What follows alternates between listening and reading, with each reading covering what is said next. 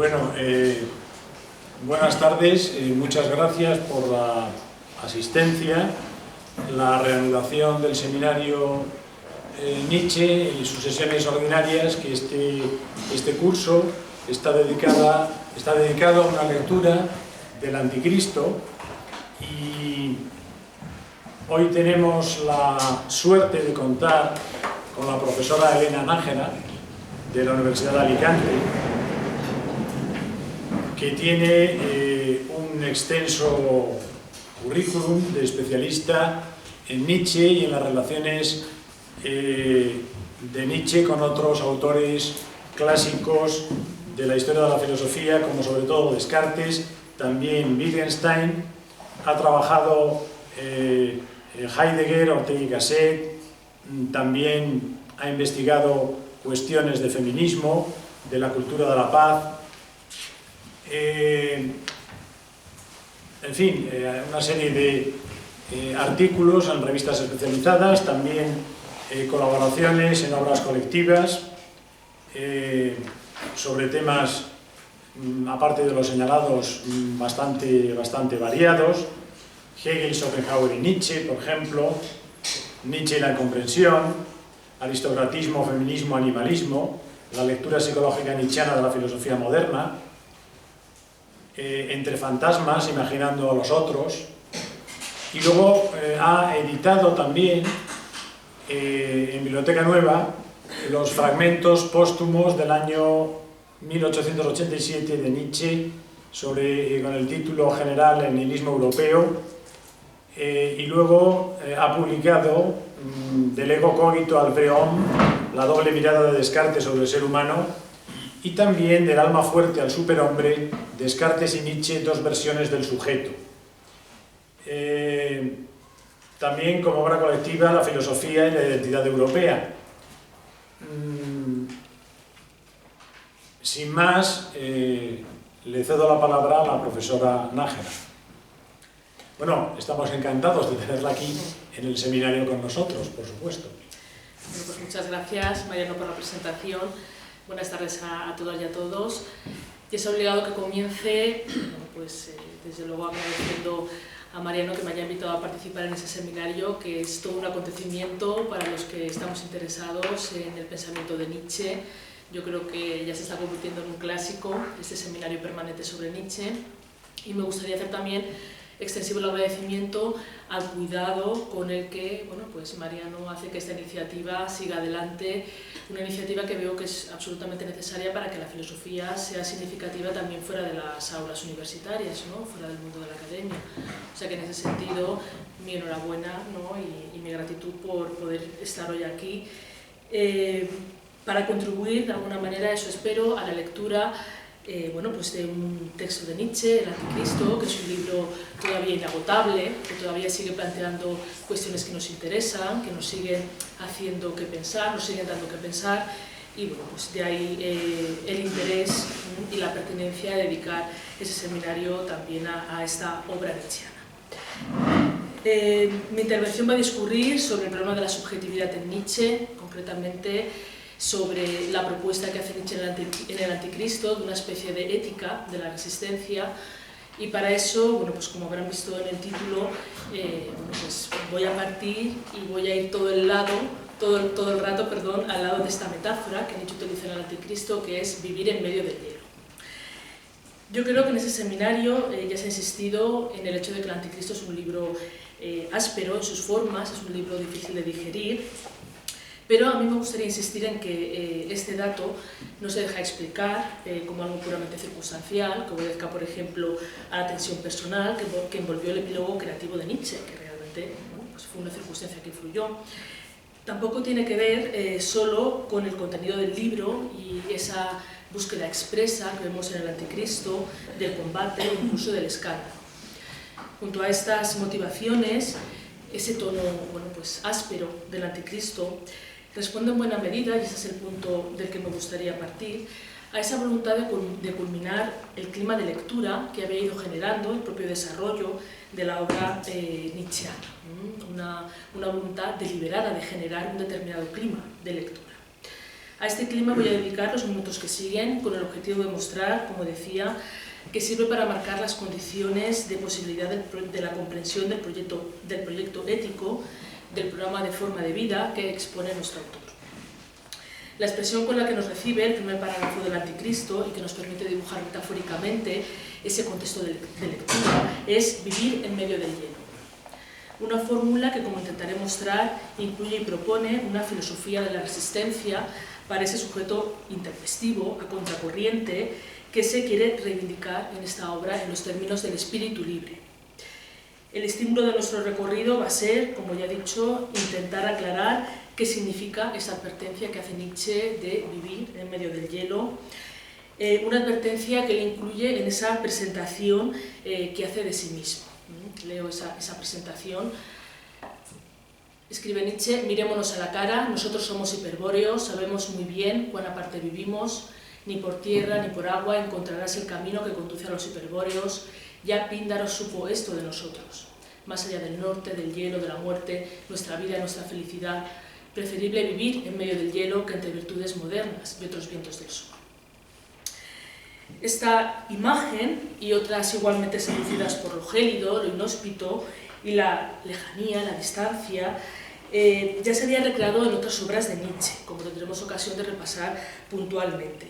Y también vuelve a aparecer en el propio núcleo del Anticristo, cuando se puntualiza que una causa se la refuta poniéndola con todo cuidado en el hielo. También a los teólogos se lo refuta así. El efecto del frío extremo sirve igualmente para ilustrar simbólicamente el ejercicio crítico que Nietzsche propone en esta obra, que tiene un aire rotundo y definitivo, a nuestro entender, como yo creo que se ha ido pudiendo apreciar en el seminario, un aire casi de clausura, y por eso conviene tomar en serio los matices que Nietzsche nos aporta en esta obra del Anticristo. A continuación, por lo tanto, como decía, voy a intentar explotar, no me voy a apartar de ella en todo el rato, esa metáfora de vivir en medio del hielo, para intentar improvisar esa suerte de ética de la resistencia que Nietzsche contempla para quienes aventura, que van a ser sus exégetas y también sus posibles compañeros de viaje.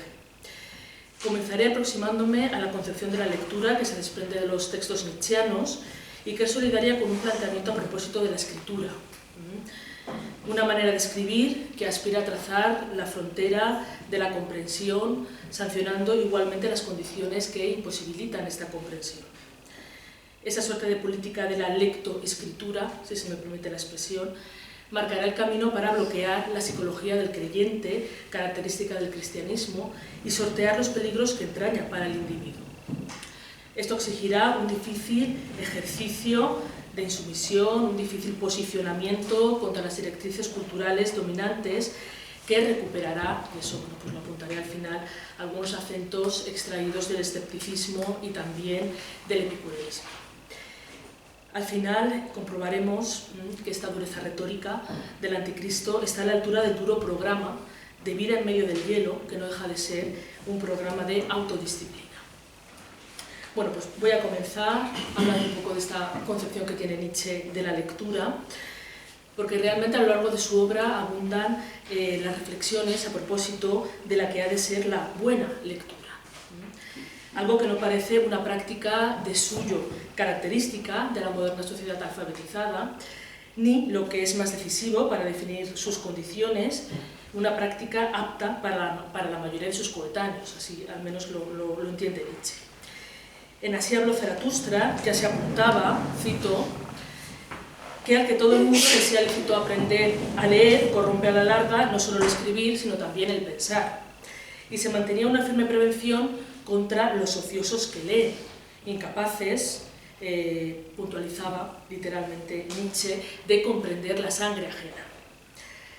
Coherentemente con este diagnóstico, aunque desde un punto de vista performativo no deja de resultar paradójico, y más en boca de un escritor tan afanoso como Nietzsche, desde las páginas de Crepúsculo de los ídolos se lanzaba, por ejemplo, la siguiente pregunta: ¿quién sabe si yo deseo siquiera ser leído hoy? Para responderse, el propio Nietzsche, una de las exigencias que se imponía a sí mismo pasaba por crear cosas en las que el tiempo intentará en vano hincar sus dientes. Y en el mismo tono concluía, en esa biografía intelectual, también de balance, que es Exe Homo, cito a Nietzsche, poseyendo ese sentimiento de la distancia, ¿cómo podría yo siquiera desear ser leído por los modernos que conozco? Esta profunda sospecha sobre el resultado que tendría la exposición indiscriminada de sus obras a sus coetáneos encaja en la política de la escritura con la que Nietzsche está comprometido. Su prurito de buen escritor, que desde luego es innegable, responde al deseo, como señalaba en Un humano demasiado humano, de pensar mejor, inventar cosas cada vez más dignas de ser comunicadas y saberlas realmente comunicar. Y con este fin, para poder decir algo diferente, se empeña en forzar la capacidad expresiva de las palabras, en utilizar, como él dice, el lenguaje artísticamente, pues hoy en día, se lamenta, escribir resulta mucho más difícil que antes. Uno tiene que crearse su propio lenguaje. Es innegable que el estilo literario nietzscheano asume esta convergente voluntad de intempestividad y a la vez de originalidad, y como cualquiera que se haya acercado a sus páginas ya ha podido comprobar, pues es un estilo que se entrega a las metáforas, a las imágenes, a la vehemencia de la primera persona y a un discurso, bueno, pues casi siempre interrumpido, que renuncia de una manera pues voluntaria a las secuencias lógicas. A esta voluntad de estilo que realmente apreciamos en la filosofía nietzscheana le acompaña una crítica del lenguaje ordinario.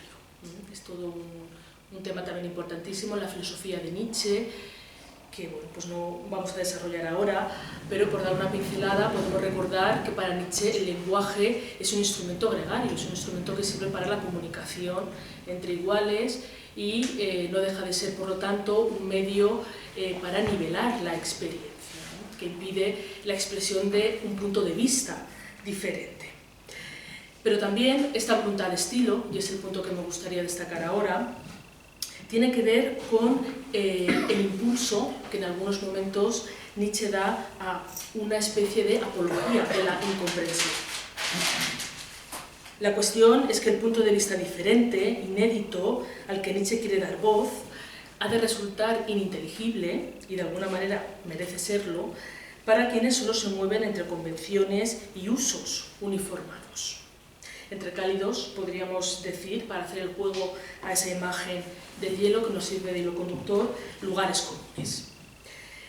Las sutiles leyes del estilo, se señalaba al respecto en la Gaia Ciencia, tienen la vocación de separar, crear distancia, prohibir la entrada, la comprensión, mientras que al mismo tiempo abren los oídos a los que son similares a nosotros, decía Nietzsche. Escribir de una determinada manera implica ya, en definitiva, seleccionar ciertos lectores en los que se da por supuesta la afinidad. Y por ello, y esta es la clave que queremos destacar, estos lectores tendrían la autoridad hermenéutica para comprender bien. Y en el marco de esta política de la escritura, que se va explicitando como a ráfagas en el desarrollo de la obra nietzscheana, pero que desde el principio quiere generar ese clima de lectura al que me he referido, nos encontramos en el Anticristo con una reivindicación de la filología, de la buena filología, porque ya sabemos que Nietzsche también carga duramente contra esta disciplina académica, pero aquí tendría una acepción positiva.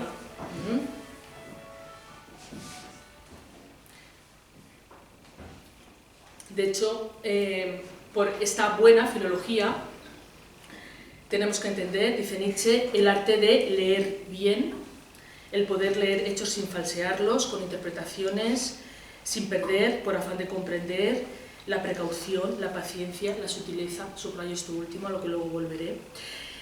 Y además Nietzsche precisa que este ejercicio hermenéutico no solo tiene que estar restringido a los libros, sino que ha de aplicarse igualmente, pone como ejemplo a las novedades periodísticas, los destinos, la meteorología o la salvación del alma. Es decir, que esta buena lectura pues se tendría que aplicar a todo el dominio de las cosas que interesan al ser humano y que éste aspira a comprender. Pero en todo caso, este arte de la lectura se trata de un arte, como ya hemos adelantado y acabaremos de ver al final, difícil de conseguir para la mayoría. En el prólogo del Anticristo se apela de hecho a una escogida comunidad de lectores capacitados para la filosofía que en sus páginas se presenta. Nietzsche los denomina sus verdaderos lectores, sus lectores predestinados. A ellos van dirigidas las páginas del Anticristo y por ello conviene detenerse en el perfil que Nietzsche proyecta sobre ellos y que converge con la imagen del lector perfecto que se recrea a sí mismo en Ecce Homo. En este texto, en Ecce Homo, se habla de este lector perfecto como de un monstruo de valor y curiosidad, y además una cosa dúctil, astuta, cauta, un aventurero y un descubridor nato. En el Anticristo se precisa, entre otras cosas, esta imagen del lector perfecto, predestinado, insistiendo en esa originalidad a la que ya nos hemos referido, que se necesita, dice Nietzsche, una conciencia nueva para verdades que hasta ahora han permanecido mudas. Y en estos términos discurre el texto. Leo la cita del Anticristo. Dice, hay que ser honesto hasta la dureza en cosas del espíritu, incluso para soportar simplemente mi seriedad, mi pasión. Hay que estar entrenado en vivir sobre las montañas, en ver por debajo de sí la miserable charlatanería actual acerca de la política y del egoísmo de los pueblos. Hay que haberse vuelto indiferente. Hay que no preguntar jamás si la verdad es útil, si se convierte en una fatalidad para alguien. Una predilección de la fuerza por problemas para los que hoy nadie tiene valor.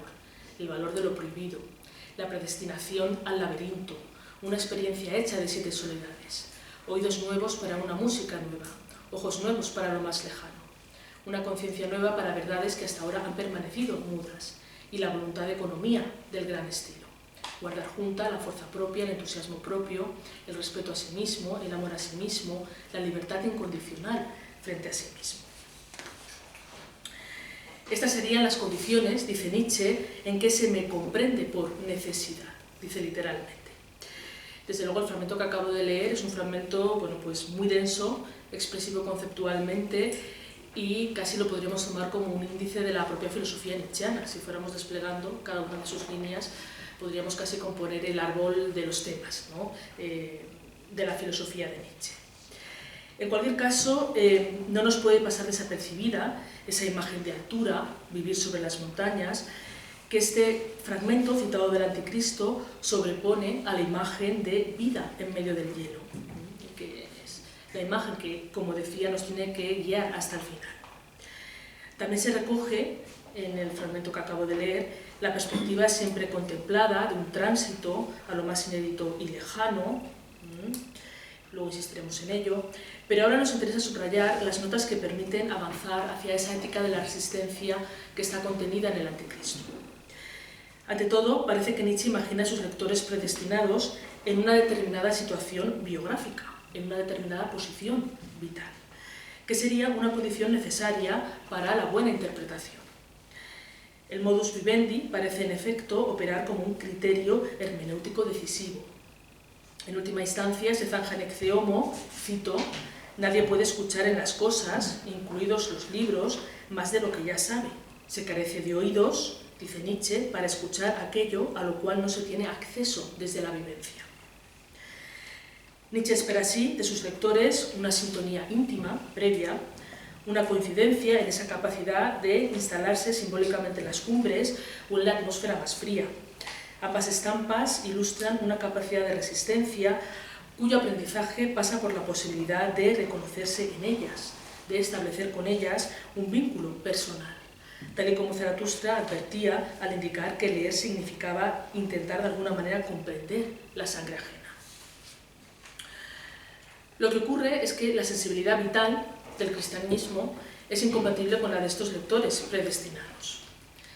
Y en ese sentido, la filología a la que recurre Nietzsche en el Anticristo se presenta como un método absolutamente impracticable para el teólogo y, por lo tanto, expresivo de una forma de vida alternativa. Por ello, la filosofía de la lectura que nuestro autor propone constituye en sí misma una filosofía, una fórmula de resistencia contra la psicología propia del cristianismo. Esta psicología amenaza el potencial individual y de superación del sujeto en la medida en que sanciona lo que Nietzsche va a denominar desensimismación. Vamos a intentar ver a continuación las claves de esta economía espiritual, característica del creyente, del cristiano, pero de todo creyente, independientemente del credo, aunque la doctrina cristiana tiene igualmente como finalidad tramitar el olvido de sí, la pérdida de la mismidad, que dirá Nietzsche. Bueno, pues tal y como queda reseñada en el Anticristo, la psicología propia del creyente es una psicología de la convicción, una psicología de la fe. De acuerdo con lo que se acaba de indicar, la crítica de Nietzsche se desarrolla a un doble nivel. Por una parte, va a poner en evidencia la actitud del creyente en relación con la verdad y la mentira, que es la actitud que replica, por ejemplo, el idealismo. Y por otra parte, Nietzsche también va a encauzar el contenido bueno, pues de la fe cristiana, que está centrado en la doctrina de la inmortalidad personal y que, pues, según Nietzsche, persigue la imposición de una moral igualitarista alineada con el gregarismo. Respecto a lo primero, respecto a esa actitud propia del creyente, cabe insistir en que para Nietzsche el cristianismo se opone, al margen de cuáles pudieran ser sus doctrinas, a una buena constitución espiritual. La razón es que el estado de ánimo, típicamente religioso, la fe, bloquea, dice Nietzsche, así lo considera, el punto de vista extramoral propio del espíritu libre, en la medida en que la fe es siempre indicativa, a la vez que subalterna, de la afirmación de un mundo verdadero, sea cual sea la versión de este mundo verdadero que se proyecte y que se maneje. Manteniendo, por lo tanto, la oposición entre verdad y mentira, la fe impide asumir la condición hermenéutica de nuestras creencias, impide aceptar que los ideales se fabrican de acuerdo a ciertas motivaciones y que son siempre en consecuencia susceptibles de una revisión genealógica y de la correspondiente desmitificación. La convicción no deja de apuntar, por tanto, a una ficción, a una ilusión, pero que sin asumirse como tal se falsea a sí misma, presumiendo incluso de infalibilidad, al ampararse, critica Nietzsche, en los recursos de la voluntad y de la revelación divinas. En ese sentido, Nietzsche descalifica la fe de mendacidad radical. Sería esa, bueno, pues, la peor de las mentiras. Aunque insistiendo en ese interés del teólogo, en deslegitimar el derecho a cualquier otra interpretación alternativa, precisa que la fe representa la no libertad de mentira. Esta caracterización es justamente la que más nos interesa. El espacio de la convicción religiosa queda, en resumidas cuentas, reducido al propio de una prisión, dice literalmente Nietzsche, que impide la autonomía moral y anula la capacidad del individuo para establecer valores diferentes y propios. Por ello, el hombre de la fe, el creyente de toda especie, zanja Nietzsche, y lo cito, es por necesidad un hombre dependiente, alguien que no puede erigirse a sí mismo en finalidad, que no puede erigir finalidades a partir de sí mismo. El creyente no se pertenece a sí mismo, solo puede ser un medio, tiene que ser consumido, tiene necesidad de alguien que lo consuma. El creyente, en resumidas cuentas, no se basta a sí mismo para comprender, ni tampoco se basta a sí mismo para comprenderse, sino que lo hace siempre en relación a ese mundo verdadero que contempla como ontológica y éticamente superior y que por lo tanto le proporciona la clave del sentido. La fe, como hemos leído hace un momento, consigue en resumidas cuentas instrumentalizar a quien la profesa en la medida que le lleva a poner sus intereses al servicio de una causa que no es propia ni personal y lo condena de esta manera a una suerte de expropiación, de extinción subjetiva, podríamos decir. La convicción, la fe, no queda por tanto desacreditada por su vocación de ilusión. Esto en definitiva es lo propio del animal fantástico, así define Nietzsche al ser humano en la ciencia jovial. La fe queda desacreditada por expropiarle a la autoconciencia que el sujeto tiene de sí esa capacidad de ilusión y resolver esa ilusión, en definitiva, en términos metafísicos. Por ello, reconoce Nietzsche que en última instancia lo que importa es la finalidad con la que se miente, no la verdad en sí. Y en el caso del cristianismo, esa finalidad no es otra, dice, que el envenenamiento, calumnia, negación de la vida, desprecio del cuerpo, degradación y autodeshonra del hombre por el concepto de pecado. Como señalaba más arriba, hace un minuto, en connivencia con esta dinámica psicológica de la convicción, los contenidos del credo cristiano garantizan también esta acción ascética, castrante y el efecto despersonalizador que tiene el cristianismo.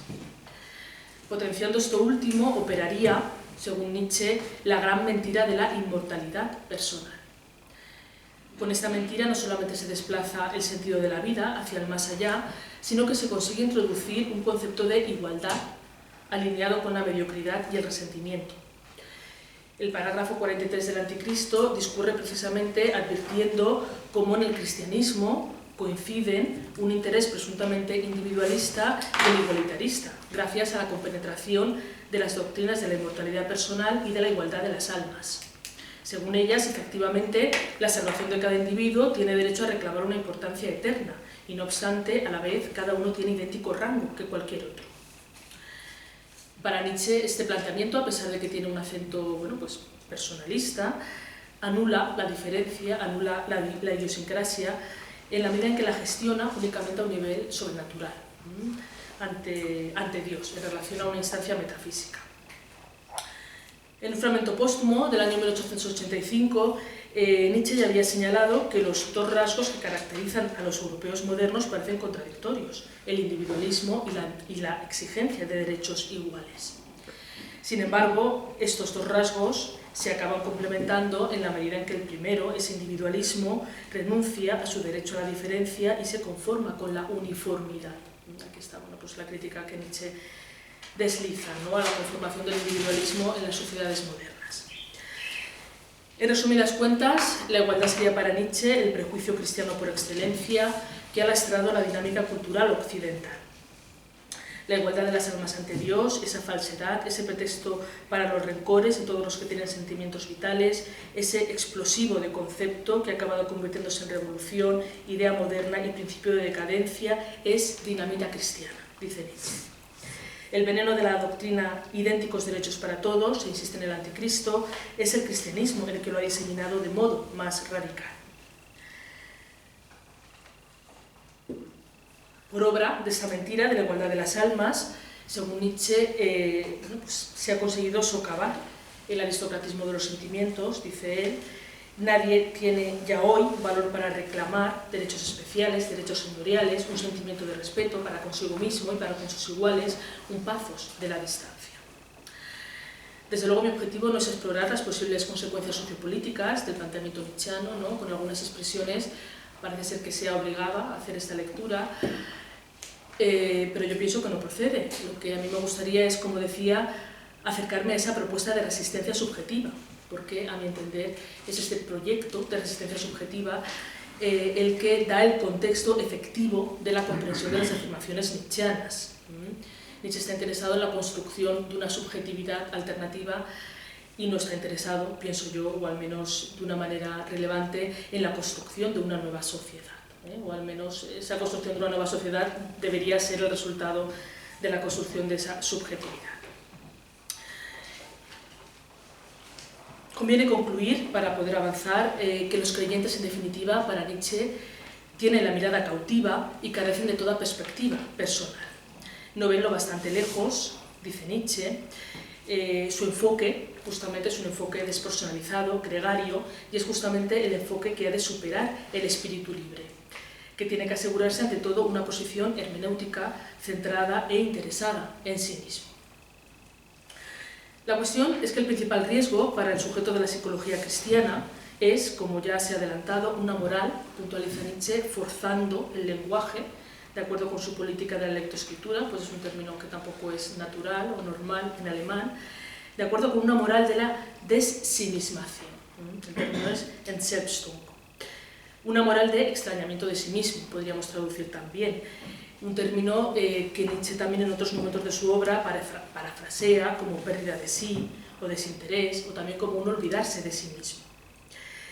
El intento de conjurar este peligro ofrece el contexto de la crítica a la compasión que recorre la obra nietzscheana y que culmina en el Anticristo, así como la contrapartida de esta crítica a la compasión, que es la justificación del egoísmo, de cierto egoísmo.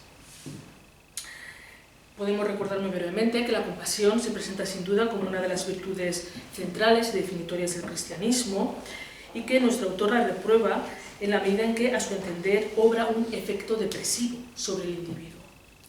La retórica de la compasión empuja al creyente a entregarse, dice Nietzsche, a algo que en cualquiera de los casos no es él mismo, a la nada, por tanto, ya sea interpretada como Dios, más allá, vida verdadera, redención o nirvana. Lo que desde luego contribuye a esa estrategia de hostilidad a la vida, a la propia vida, tendríamos que precisar siempre, que representa emblemáticamente el cristianismo. En otros pasajes, la compasión ya había quedado descalificada como falta de virilidad y como actitud decadente que pierde el sentimiento de delicadeza ante las distancias. El aristocratismo insistía, por ejemplo, que el crepúsculo de los ídolos siempre ve algo despreciable en la compasión, en el amor al prójimo, en la falta de un sí mismo y de un sentimiento de sí. Lo decisivo aquí es ver el contexto en el que Nietzsche hace estas afirmaciones.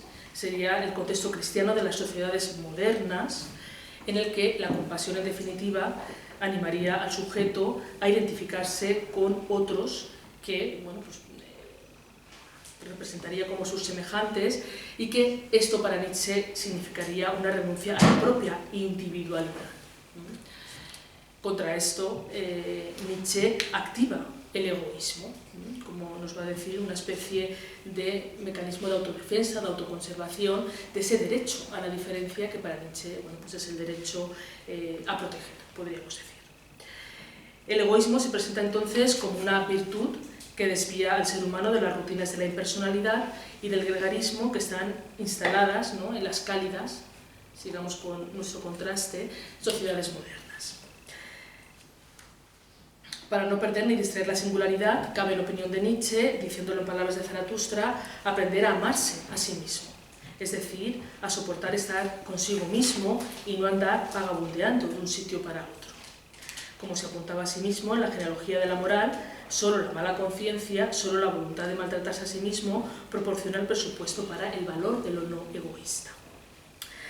Cabe entender el egoísmo, eso sí, con propiedad, y desmarcarlo para empezar de la representación del amor a uno mismo que promueve el igualitarismo moderno cristiano al que antes nos hemos ya referido y que maneja una concepción uniformada e impersonal del individuo que malversa su derecho a la diferencia. Podemos insistir en ese sentido espectral, aparente, del egoísmo, leyendo, por ejemplo, las siguientes líneas de Aurora, y cito a Nietzsche. La mayoría de la gente, independientemente de lo que piense y de lo que diga de su egoísmo, no hace nada a lo largo de su vida por su ego, sino solo por el fantasma de ego que se ha formado en la cabeza de su entorno y se ha comunicado con él. Por consiguiente, todos viven en una nube de opiniones impersonales, de apreciaciones semipersonales e involuntarias, casi poéticas. Además, cabe recordar que Nietzsche no ofrece una definición cerrada de la que habría ser la expresión del egoísmo, sino que lo aborda siempre en términos perspectivistas, como algo que depende de cada uno, de la que sea la calidad moral de la vida de cada uno y de la contribución del egoísmo, bueno, pues a esta calidad moral. El egoísmo, señala, vale lo que valga fisiológicamente quien lo tiene. Y en cualquier caso, como decía antes, Nietzsche plantea el egoísmo como un instinto de autoconservación y de autodefensa ligado en la apelación que Nece Homo hace al gusto, entendido este gusto como la guía para desarrollar en clave personal el propio itinerario existencial, como el criterio que ha de asegurar la construcción de la propia subjetividad. Dice Nietzsche en Nece Homo, y lo cito: en todo esto, en la elección de alimentos, de lugar y clima, de recreaciones, reina un instinto de autoconservación, que se expresa de la manera más inequívoca en forma de instinto de autodefensa. Muchas cosas, no verlas, no oírlas, no dejar que se nos acerquen, primera cordura, primera prueba de que no se es un azar, sino una necesidad. La palabra corriente para expresar tal instinto de autodefensa es gusto. Su imperativo no solo ordena decir no, allí donde el sí representaría un desinterés, sino también decir no lo menos posible. Luego volveré sobre ello. Separarse, alejarse de aquello a lo cual habría necesidad de decir no una y otra vez, dice Nietzsche. Desde este repaso, cabría subrayar que Nietzsche está interesado en justificar una acepción de sujeto que no coincide con esa primera persona del singular, con ese yo impersonal, que han perfilado solidariamente la modernidad y el cristianismo. Para ello, en su forcejeo con el lenguaje, para acuñar un punto de vista inédito, recurre al término selbst, podemos traducir como sí mismo, mismidad, que es el término que forma parte y se integra en las palabras que hemos subrayado, tanto las palabras en positivo, que tienen que ver como autoconservación, autodefensa, sentimiento de sí, como esos otros términos en negativo de pérdida de sí, desinterés, todos ellos incluyen la palabra selbst en su construcción. Ese término, por lo tanto, pretende nombrar esa subjetividad alternativa a la que Nietzsche quiere dar voz. Sería una especie de contexto hermenéutico capaz de hacerse cargo de esa complejidad biográfica del ser humano y asegurarle al individuo el irrenunciable e intransferible derecho a la diferencia. El superhombre respondería al perfil de esta posición subjetiva, que sería expresiva de una humanidad excelente pero difícilmente realizable para todos. Como escribe Nietzsche en Ecce Homo, este ideal, el superhombre, no es sino el trasunto de un ideal distinto que corre delante de nosotros, un ideal prodigioso, seductor, lleno de peligros, hacia el cual no quisiéramos persuadir a nadie, pues a nadie concedemos fácilmente el derecho a él. Llevar a cabo este ideal del sí mismo, de la mismidad, implicaría, recurriendo pues ahora a Ecce Homo, llegar a ser lo que se es. Es decir, hacerse con ese espacio temporal, contingente y abierto de la identidad humana y lograr componer en ese espacio un relato coherente y reparador. Quizá para ello sea necesario alejarse del ruido igualitarista, del ruido democrático que ha impuesto el cristianismo y envolverse en el silencio inmenso que reina en la cumbre. La filosofía nietzscheana pretende, en resumidas cuentas, asegurar las condiciones para el desarrollo de la subjetividad en este espacio constructivo y narrativo del sí mismo, de la mismidad. Por ello, en congruencia con la crítica a la desinmismadora psicología del creyente, que hemos visto desembocar ya en una justificación del egoísmo como instinto de autodefensa, Nietzsche completa en el Anticristo una suerte de ética de la resistencia que me gustaría detallar un poco más. Cabe comenzar recordando que el campo semántico de la resistencia ocupa un amplio territorio en el pensamiento de Nietzsche, aunque se presta a diferentes fórmulas y concreciones. En todos los casos, sin embargo, implica un posicionamiento crítico frente al estado de cosas presente. En la ciencia jovial se aludía, por ejemplo, en ese sentido, a un ser humano que es capaz de plantar cara a toda una época, la detiene en la puerta y le exige rendir cuentas. En Ecce Homo, Nietzsche insiste en que por naturaleza es belicoso y que atacar, el pathos agresivo, forma parte de sus instintos. La fortaleza implica en ese sentido poder ser enemigo y buscar algo frente a lo que afirmarse. Y no resultaría difícil ligar ese talante a algunos de los lemas que Nietzsche asume a lo largo de su obra, como cuando propone filosofar con el martillo, o, sin dejar nunca apartada la lectura que nos ocupa, poner en juego el prefijo anti y ejercer decididamente una oposición. En el propio Anticristo, como venimos insistiendo desde el principio, esa propuesta logra una expresión acabada en la imagen de la vida en medio del hielo. Sin embargo, cabe tener en cuenta que la resistencia en la filosofía nietzscheana adopta, como he dicho, diferentes figuras y en ese sentido podemos y conviene hablar de una especie de fenomenología de la resistencia, si se me permite la expresión, que nos ayuda a situar y acabar de matizar esta metáfora. No disponemos ahora del tiempo para desplegar esa posible fenomenología de la resistencia, pero sí podemos apuntar cómo en ella se recoge una ambivalencia. La resistencia tiene varias acepciones en la filosofía de Nietzsche. Y digo ambivalencia porque la resistencia en Nietzsche fluctúa de la negación a la afirmación, o quizá, por decirlo de otra manera, aunque sea provisionalmente, de la vocación de una resistencia activa a la consideración, quizá un poco más desencantada, de una resistencia más bien pasiva. Ello se apreciará mejor si no perdemos de vista los resultados de la crítica a la psicología del creyente que vertebra el Anticristo, pues que voy a recuperar enseguida. Me gustaría, para empezar este punto, o para enmarcar, mejor dicho, este punto, recuperar también algunas imágenes de ese libro paralelo, que es Ecce Homo, al que tampoco dejamos de recurrir, que podemos, la verdad es que hace una lectura convergente. En esta biografía intelectual, Nietzsche equipara el instinto de salud al instinto de defensa y de ataque. Pero cuando se pierde la salud, ocurre, advierte, que no sabe uno desembarazarse de nada, no sabe uno liquidar ningún asunto pendiente, no sabe uno rechazar nada, todo hiede, personas y cosas nos importunan molestamente, las vivencias llegan muy hondo y el recuerdo es una herida purulenta. En este estado de debilidad que acaba de describir Nietzsche, de debilidad moral, en el que no es posible reunir las fuerzas necesarias para reaccionar, Nietzsche propone como remedio pues un punto de vista interesante, que es el que él denomina el fatalismo ruso. Un fatalismo, señala, sin rebelión, en virtud del cual un soldado ruso, a quien la campaña le resulta demasiado dura, acaba por tenderse en la nieve. Nos sale aquí al paso otra estampa climatológica, emparentada con nuestro título, la nieve, y que recrea también un escenario de resistencia. Lo que me interesa destacar es que la actitud que en este caso reivindica Nietzsche no pasa por la respuesta ni por ningún tipo de activismo, sino todo lo contrario, por el desarrollo de una suerte de impermeabilidad. No aceptar ya absolutamente nada, no tomar nada, no acoger nada dentro de sí, dice. Esta voluntad de quietismo, de inactividad, que Nietzsche, incidiendo en la serie tropológica en torno al hielo que nos vamos encontrando, define como voluntad de letargo invernal, es valiosa de cara a la conservación de la vida, pues le libra al sujeto de la consunción de fuerzas que supondría la reacción, pero sobre todo del máximo peligro que entraña dejarse llevar por los afectos del resentimiento, como podrían ser el enojo, la susceptibilidad, la impotencia para vengarse, la sed de venganza. El budismo, de hecho, representaría la superación de este riesgo, y por eso Nietzsche distingue al budismo, o al menos esta estrategia, como una estrategia higiénica para diferenciarla de la estrategia típicamente religiosa propia del cristianismo.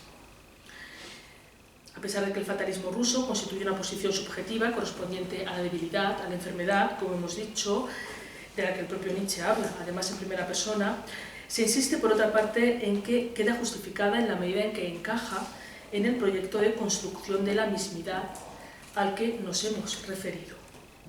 En ese sentido, puntualiza que no deja de representar este fatalismo ruso una manera de tomarse a sí mismo como un fatum, como un destino, de no quererse distinto. Sería otra manera de activar el instinto de autodefensa y resistir a circunstancias adversas.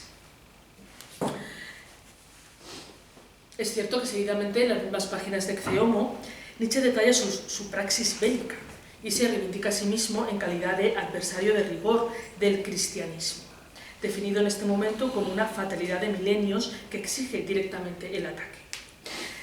Eso sí, puntualiza que la condición para llevar este ataque contra el cristianismo pasa por hacerlo solo, por no tener ni encontrar aliados y no comprometer a nadie más que a sí mismo. Y junto a esta impresión de soledad, que también es recurrente en la filosofía nietzscheana, y bueno, pues, con la que también nos encontraremos al final, Nietzsche también estipula que cuando se siente desprecio no se puede hacer la guerra. Esto es interesante. Dice que cuando lo que se hace es mandar, contemplar algo por debajo de sí, no hay que hacer la guerra. Quizá Nietzsche, en calidad de filósofo, se sienta con respecto al cristianismo, tomado como paradigma cultural, frente a frente. Pero la ética de la resistencia que le propone al individuo pasa necesariamente por medir la distancia entre uno mismo y los otros y actuar en consecuencia.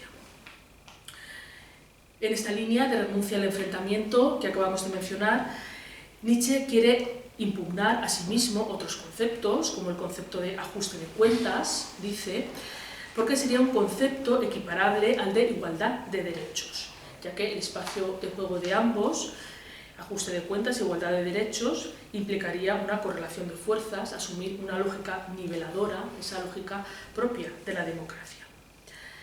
Sin embargo, puesto que Nietzsche ha descartado esta lógica niveladora y la única clave hermenéutica que está dispuesto a activar es la que le proporciona ese sentimiento de diferencia, de distancia, como dice en otras ocasiones, insiste en sancionar la prohibición de toda contramedida, la prohibición de toda contramedida, de toda defensa, de toda justificación. Al hablar del gusto como instinto de autodefensa y criterio de la mismidad, Nietzsche había advertido igualmente, se recogía en la cita que he leído, que la primera prueba de que no se es un azar, sino una necesidad, era procurar que muchas cosas no se nos acercaran y que el imperativo del gusto pasaba en definitiva por decir no lo menos posible. La cuestión que aquí parece plantear Nietzsche es que para ese sujeto intempestivo, a contracorriente, que proyecta en sus lectores predestinados, el esfuerzo defensivo debilitaría, distraería e impediría el ejercicio de la mismidad que exige ante todo autonomía, libertad de espíritu. En el contexto de la moderna sociedad cristiana, que es el suyo, Nietzsche se pregunta: ¿no tendría que convertirme en un erizo? Para responderse seguidamente: pero tener púas es una dilapidación cuando somos dueños de no tener púas sino manos abiertas. A diferencia del fatalismo ruso que hemos visto, movilizar el propio gusto sería un gesto creativo, indicativo de fortaleza moral, pero en ambos casos la resistencia parece que implicaría cultivar la indiferencia, al menos en cierto sentido, con respecto a las circunstancias. Recordemos cómo el volverse indiferente frente a la miserable charlatanería actual se había señalado ya en el prólogo del Anticristo entre las condiciones de posibilidad de la comprensión de su filosofía.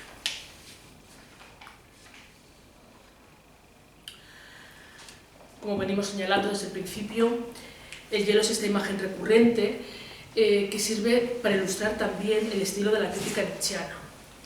Recordábamos cómo en el párrafo 53 del Anticristo se apuntaba que una causa se la refuta poniéndola con todo cuidado en el hielo. También a los teólogos se lo refuta así.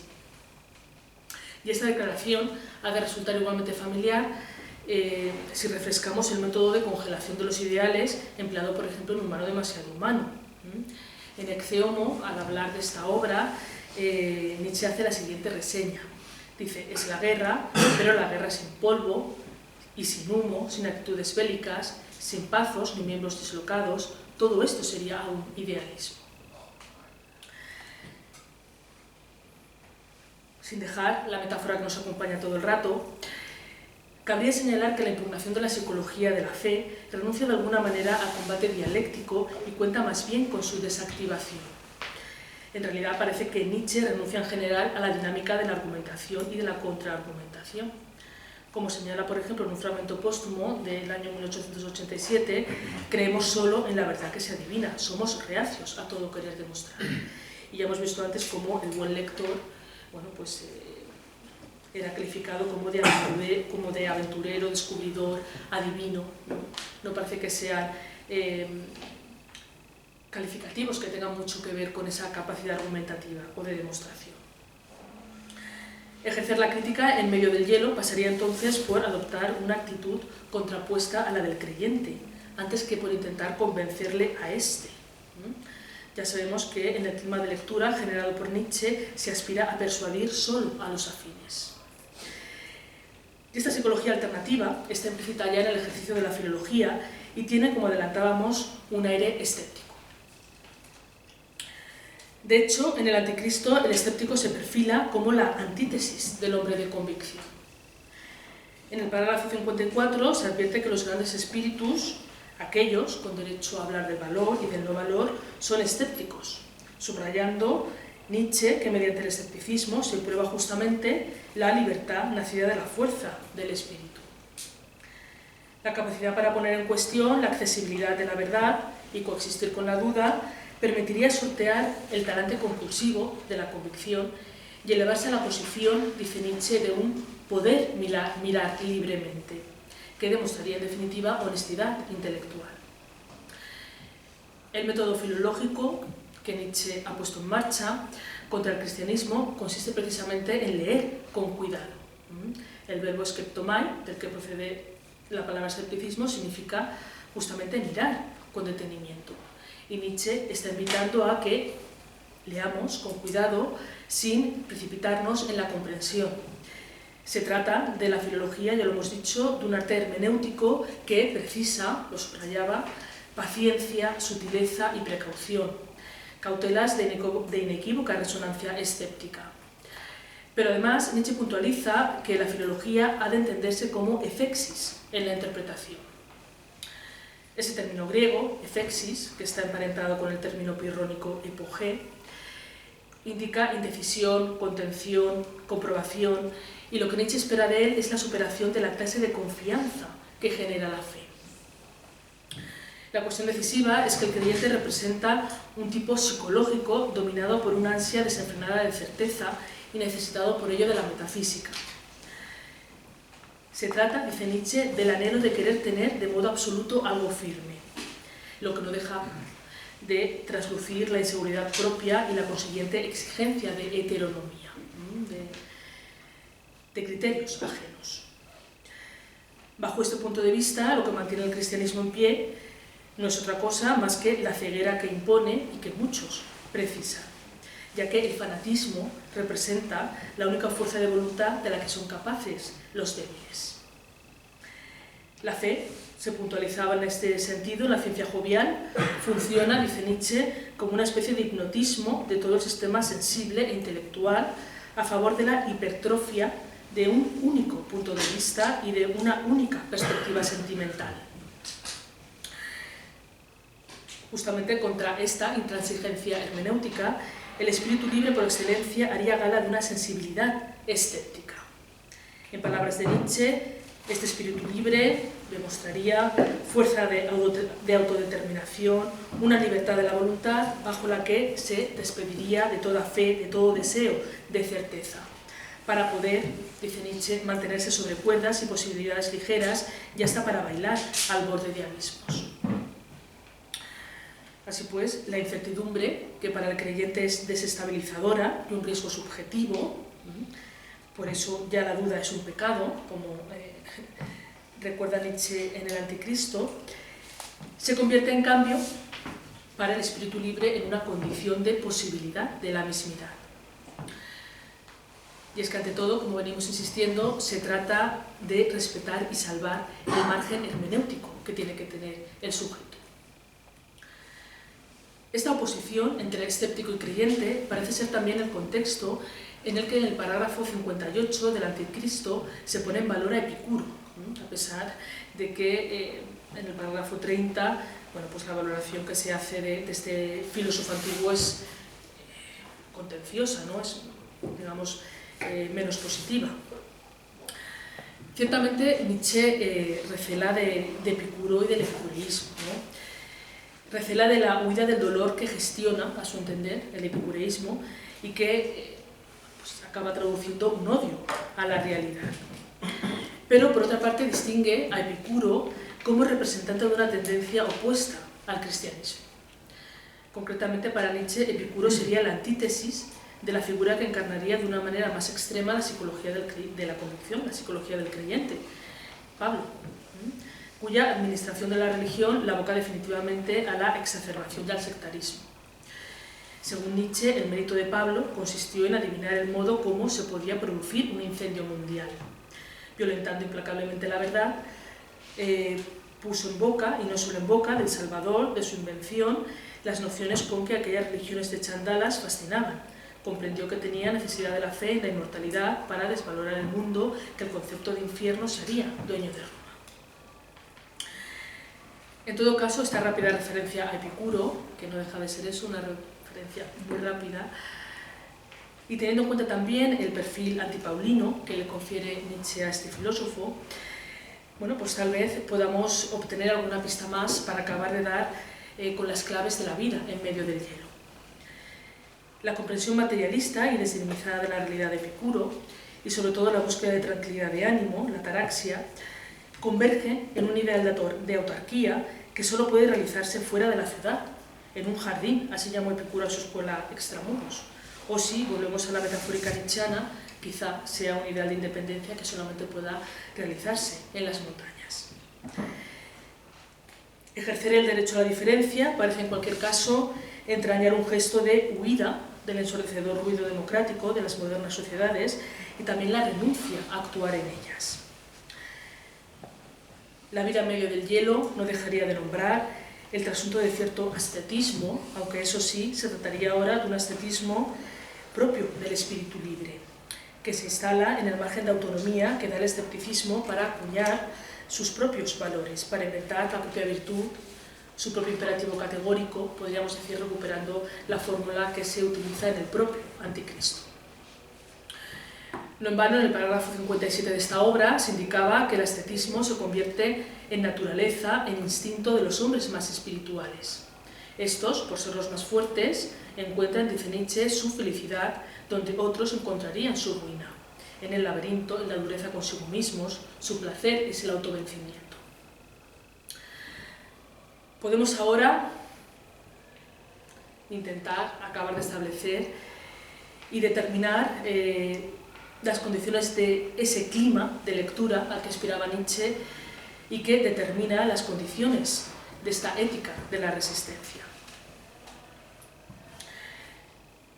En ese clima de lectura había, como hemos visto, una llamada a la indiferencia, de nuevo el acento escéptico, además de una llamada a un insistente cuidado de la mismidad. Nietzsche invitaba a guardar junta la fuerza propia, el entusiasmo propio, el respeto a sí mismo, el amor a sí mismo, la libertad incondicional frente a sí mismo.